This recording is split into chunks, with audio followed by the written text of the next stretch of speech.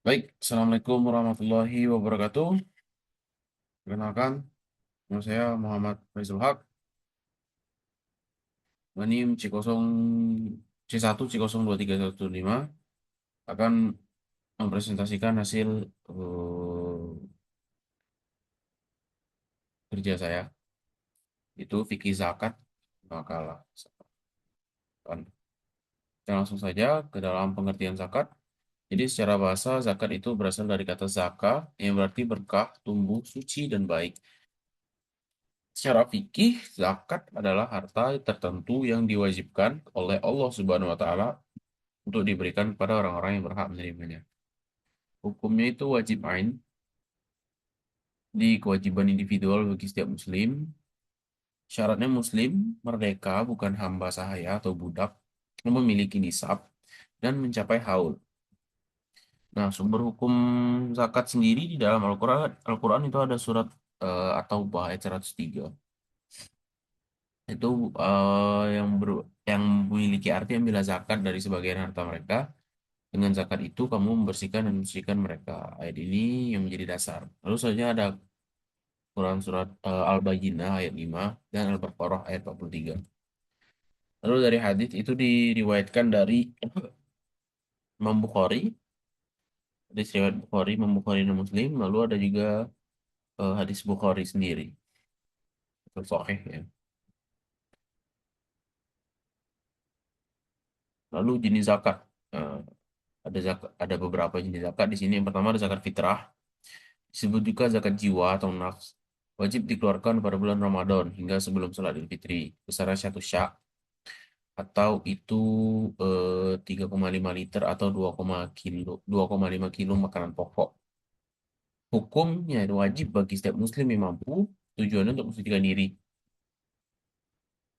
Nah, besarannya di sini karena eh, makanan pokok kita adalah beras ya. Jadi disepakati oleh para ulama itu untuk diganti menjadi beras yang kita bayarkan. Misalnya ada apa sih namanya, tingkatan beras apa yang kita makan. Misalnya kita sehari-hari makan beras premium, berarti yang kita zakatkan pun nanti beras premium. Misalnya 50.000 satu orang atau ya sekian lah. Ada taksiran. Selanjutnya zakat mal, disebut juga zakat harta, dikeluarkan dari harta yang telah mencapai nisab dan haul. Besarnya 2,5% dari total harta. Dapat dikeluarkan kapan saja setelah syarat terpenuhi dengan tujuan membersihkan harta dan mendistribusikan kekayaan secara adil. Lalu apa aja sih objek objek zakat harta tadi? Itu ada emas dan perak, piutang, uang kertas dan cek, hasil pertanian, hewan ternak, barang temuan, tabungan, saham dan obligasi, hasil tambang, mas kawin dan perniagaan. Tapi dari semua objek di sini ada hitung-hitungannya ya. Kapan kita mengeluarkannya dan seberapa besar kita akan mengeluarkannya. Lalu penerima zakat, yang pertama ada fakir, ada miskin. Jadi fakir miskin itu beda ya. Fakir itu orang yang tidak mampu untuk memenuhi kebutuhan dasar hidupnya. Kalau miskin itu orang yang tidak memiliki harta atau penghasilan yang layak. Soalnya ada juga amil zakat, lalu mu'alaf, hamba sahaya atau budak. Lalu fisabilillah, orang yang berjuang berdakwah di jalan Allah. Ada ghorim juga, orang yang memiliki utang untuk keperluan pribadi yang halal. Lalu terakhir itu ibnu sabil, atau musafir. Ada 8. Snap atau penerima zakat. Dia orang yang tidak berhak menerima zakat. Misalnya orang yang kaya dan mampu, lalu Bani Hashim atau keluarga dari Nabi Muhammad SAW, lalu orang yang sudah kuat dan mampu bekerja untuk mencari nafkah, orang yang sudah ditanggung nafkahnya oleh orang lain, orang kafir jelas tidak, hamba sahaya, budak yang masih dalam tanggungan tuannya. Jadi dia masih dalam apa tanggungan tuannya, jadi tidak kita keluarkan. Tapi yang kita keluarkan tuh untuk hamba yang ingin menebus dirinya atau tawanan muslim. Jadi dia ingin memerdekakan dirinya. Jadi dia butuh tebusan untuk dibebaskan. Hikmahnya apa sih dari hikmah kita mengeluarkan zakat? Itu membantu fakir miskin jelas yang pertama. Menghilangkan rasa iri dengki, menyucikan jiwa, mendukung sistem sosial Islam, lalu menyeimbangkan distribusi kekayaan di masyarakat, dan menciptakan masyarakat yang damai dan sejahtera.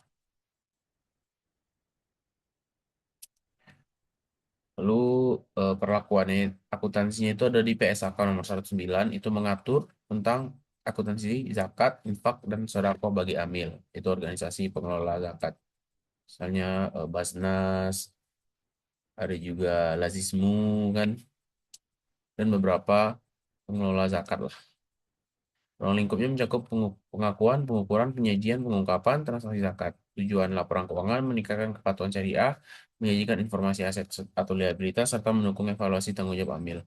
Fungsinya itu penyediaan informasi keuangan transparan, pengendalian manajemen amil, akuntabilitas, akuntabilitas pengelola dana zakat kepada muzaki dan mustahik, amil wajib menjadikan laporan fungsi keuangan, laporan perubahan dana, dan catatan atas laporan keuangan PSAK sesuai dengan PSAK nomor 109.